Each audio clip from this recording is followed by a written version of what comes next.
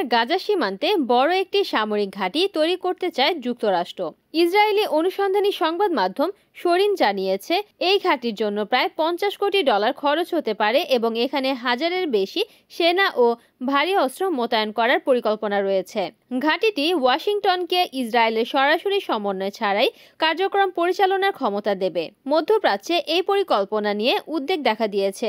বিশ্লেষকদের মতে, ইসরায়েলের গাজায় চলমান সংঘাতের মধ্যে যুক্তরাষ্ট্রের এই পদক্ষেপ নতুন আগ্রাসনের ইঙ্গিত বহন করছে।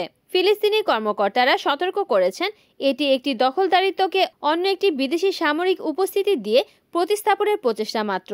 হামাসের সিনিয়র নেতা মুসা আবু মারজুকও বলেছেন, গাজায় এমন কোনো সামরিক বাহিনী মেনে নেওয়া হবে না যা দখলদার সেনাদের বিকল্প হিসেবে কাজ করবে। এর আগে ওয়াশিংটন জাতিসংঘ নিরাপত্তা পরিষদে ইন্টারন্যাশনাল স্টেবিলাইজেশন ফোর্স নামে একটি আন্তর্জাতিক বাহিনী গঠনের প্রস্তাব এনেছিল। এতে যুক্তরাষ্ট্র, তুরস্ক, কাতার ও মিশরের নেতৃত্বে বাহিনী গঠন করে 2 বছর গাজায় অবস্থান করার পরিকল্পনা থাকলেও সমালোচকরা বলছেন, এটি মূল সমস্যা ইসরায়েলি দখল, যুদ্ধাপরাধ এবং ফিলিস্তিনিদের অধিকার সম্পূর্ণভাবে উপেক্ষা করছে। Desk news, NN TV.